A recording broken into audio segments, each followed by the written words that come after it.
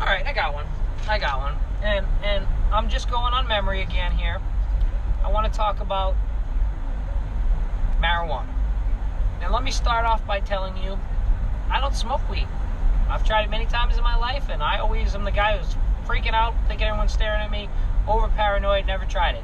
Never tried the medical stuff, willing to try it, see if it works for pain, I'm fine with that. But here's how when our founding fathers started this endeavor, this Americana endeavor, here's how it worked. There was originally 13 colonies, as you should know. And here's how it works, okay?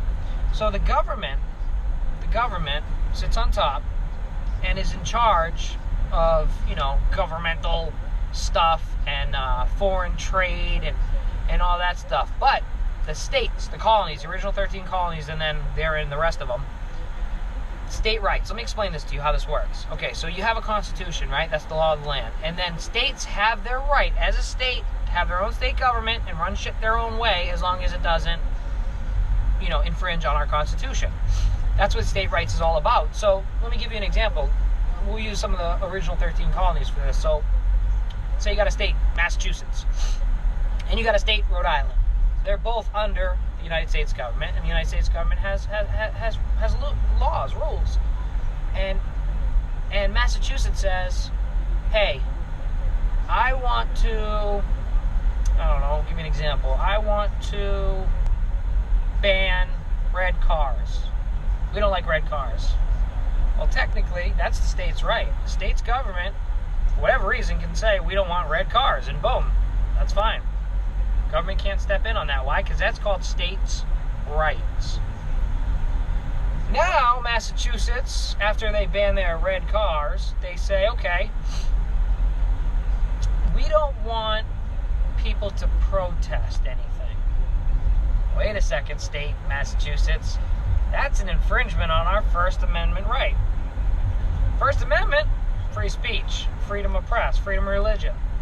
You can't do that. We're going to step in, and your state rights null and void because the Constitution overrides that. That's as simple as it gets, right? As simple as it gets. So the state wants to do something that's not, in our Constitution. They would ban red cars. It doesn't say in our Constitution you have the right to red cars. So hey, that's the state's right. If they want to do that, and their government votes on that, and that's how it works, so be it. But they can't infringe on the Constitution. So that's why, in my opinion, my vast legal opinion, marijuana is a state's right. If a state wants to have recreational marijuana like Colorado, they have a right to, and that's why they have it. Now, the government tries once in a while, and especially, about 10 years ago when they were really doing this, trying to say, well, no, we say no to weed, so we're above you. We're the government. Well, it doesn't say that we can't do that, and states have their own rights to pass their own laws. So, technically, if a state wants to pass medical marijuana, recreational marijuana, they can. And to be honest, in my real opinion, that should be an individual right. For me to grow a plant, any plant, and then decide to crush that plant up and put it in my body somehow, whether it's smoke it, snort it, or shove it up my a-hole, that's my right. I'm not bothering anybody. I'm not using the plant to strangle my wife. So that's my right. And that's why it is states' rights, and personally, that's why it is individual rights. The only reason the government would step in on that is if somehow it was affecting them. How could it affect them? Let's see.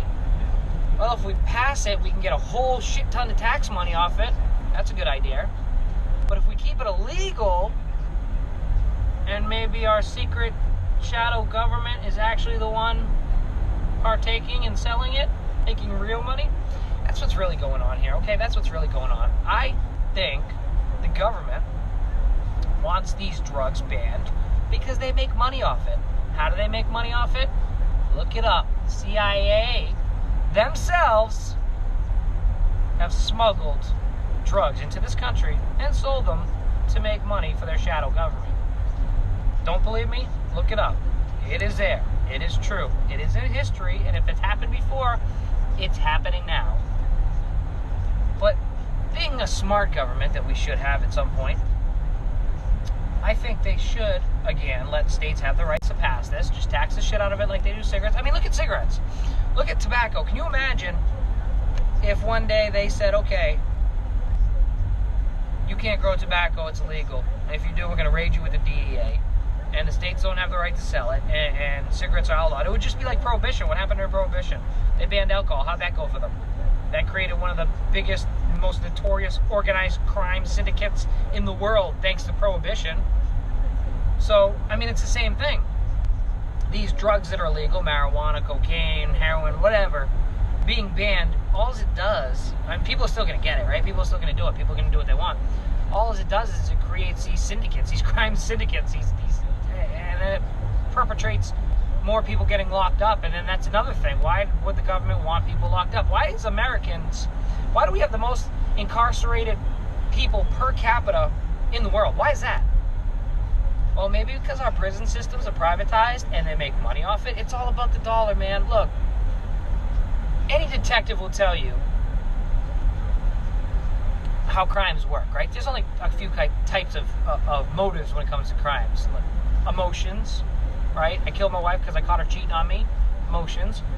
But typically, if it's not that, what else is it? It's always about the money.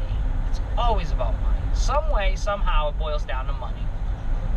And for the government to keep this war on drugs obviously isn't working. They're making money off it. They can smuggle in drugs for them CIA shadow government. They can lock people up due to having drugs and have people locked up, make money in the privatized law system that we have now. The privatized prison system is just insane. Why would you, to profit off people's lives, okay, is one of the worst atrocities that can happen. To take a person and say, I'm going to lock you up for some petty crime, and then once you're locked up, I'm going to keep you locked up by all these, violations because I need you locked up because I make money off of you being here. And the thing, you know how insane that is to me? When you really stop and think about it, when you really stop and think about one person taking another person and taking away all their rights and freedoms, putting them in a cage because you feel they did something wrong. I mean, yeah, there are certain crimes obviously people should be locked up for. But then there are other crimes that are just too petty to take away someone's rights like that. And then to profit off them, and then to keep them in a system that is not designed to rehabilitate, but only designed to keep people locked up. Why? All for the dollars, right? All for the dollars. Because you're worth $7,500 a day, sir. I'm going to keep you locked up forever. All because you got fucking put away for 30 days for a dime bag of marijuana that shouldn't be illegal. Now you're locked up for 30 days, which turns into 30 years because I'm going to make that money off you. I'm going to make that money off you. No, bullshit. Bullshit, bullshit, bullshit.